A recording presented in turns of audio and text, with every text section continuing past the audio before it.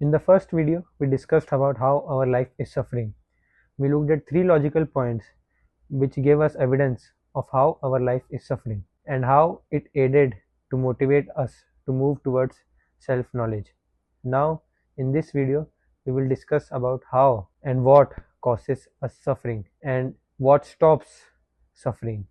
So let's get into it. Now, how does ego cause suffering and how does self-knowledge stops suffering? Now, what is ego and why does it cause suffering? Well, is ego thinking of yourself as superior to everybody or being arrogant? Is ego all that? Yes, but not only all that. Ego is a very broad term. Let me explain you what ego is exactly. Now, what is ego? Ego is false identity, false identification. Now, what does false identification mean here? Me thinking I am this or that is ego. I am. Who am I? I am this or that. That is ego. When there is a question which is who am I? The question is who am I?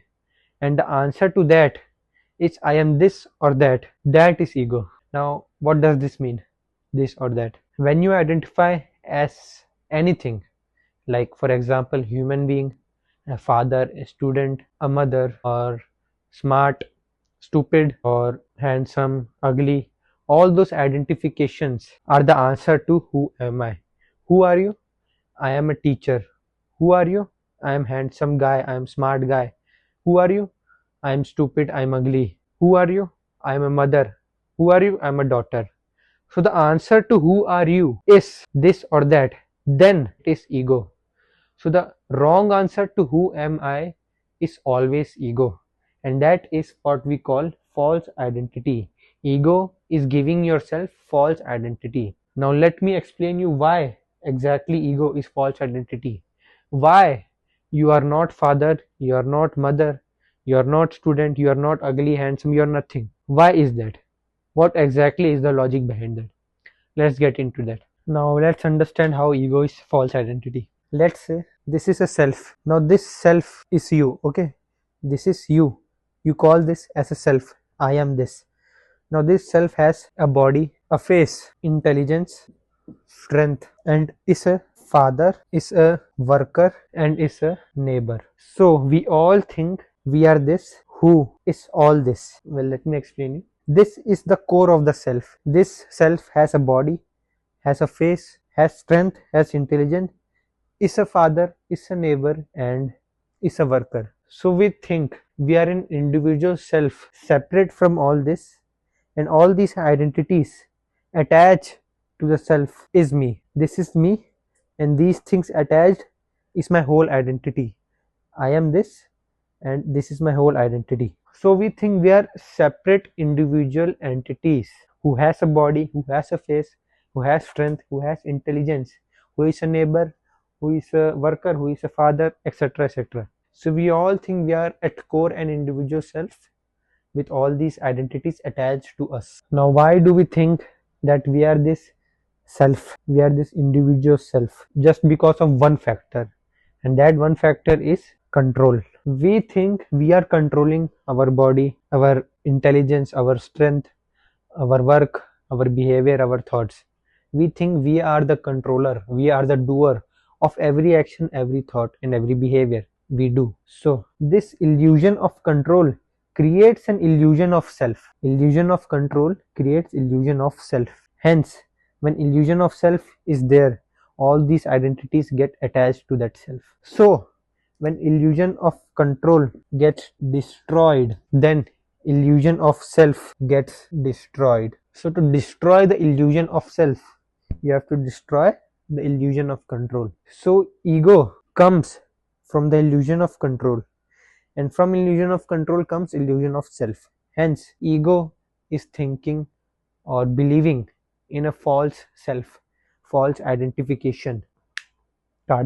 If you know you are not doing, you are not thinking, you are not acting, then you know that there is no self, because if there is no doer, there cannot be no self. For example, you're trying to speak publicly, there is fear in your mind. Now why there is fear in your mind? Because you think you will mess up, I will mess up if I go and speak at stage. But are you the one who is messing up? Who is the one speaking? It's your brain. The functions of your brain, your CEN, your DMN, your amygdala, your hippocampus, your central executive nerve, all these things are behind your thought and behind your speech. Are you those functions? No, right? But the doer of these things are those functions, and those functions are not you. Hence, you are not the one speaking. And if you are not the one speaking, who are you? You are no one. If you are not the one thinking, if you are not the one speaking, if you are not the one behaving, if you are not the one acting, if you are not the one who is feeling those emotions, even emotions are felt by your neurons, your nucleus accumbens, all that thing. You are not the one who is feeling it. So who is you? Who are you? You are no one. All that exists is the functions of the brain, which are also interconnected, all kinds of cause and effect of the universe, like oxygen, air, carbon dioxide, and gravity. All these things are the cause behind the effect of your behavior, action, thoughts. So where is the doer? There is no doer. And if there is no doer, there is no self.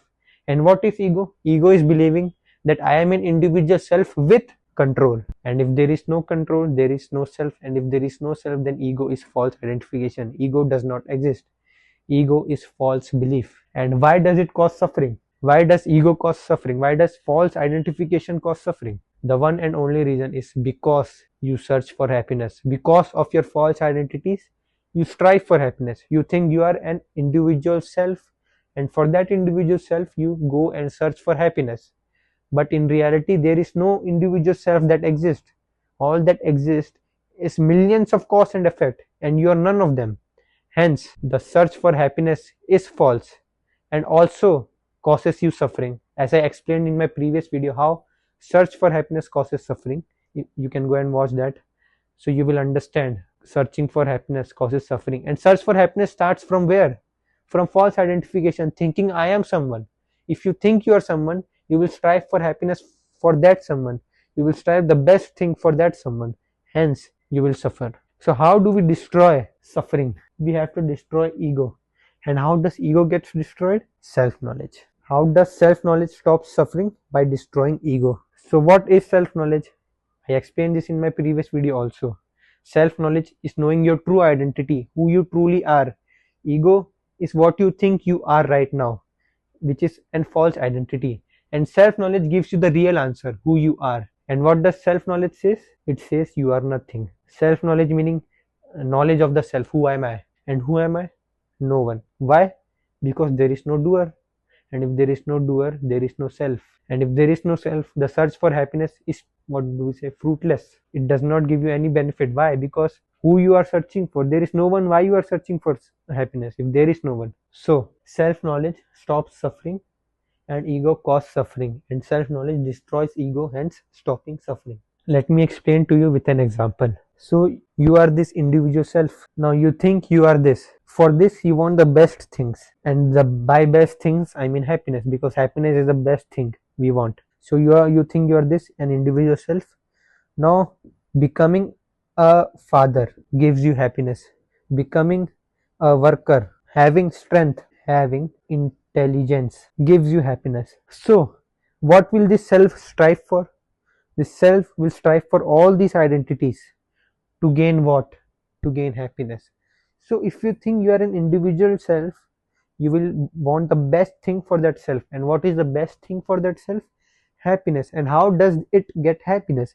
It get happiness through these identifications. So whenever you are searching for happiness, it is because there is a false belief in your mind that you are an individual self with control. So if you want to destroy this self, you have to destroy control, and all these search for identification, happiness will stop. And when the search for happiness will stop, there will be no suffering. And how do we reach that? We reach that through self-knowledge. What is self-knowledge? Knowing your true identity. And what is the steps to actually gain self-knowledge? I will explain to you in the next video. So I forgot to add one more thing. Bodily identification is also there. When you think you are the body, you strive for pleasure like eating good food or comfort or staying in your bed, sleeping, all these bodily pleasures, excretion, all these things. When you get pleasure from that, when you go towards pleasure from bodily activities, that is bodily identification. So you think you are a self, that self has a body, and Searching for happiness through body is searching for happiness through pleasureful activity of the body, like eating, sleeping, all these things. So this is the main core identity, which is the individual self, and it strives for all these identities through, why, because of search of happiness. So that's it for this video. In the next video I will explain what are the steps, what are the ways to gain self knowledge. Thank you for watching.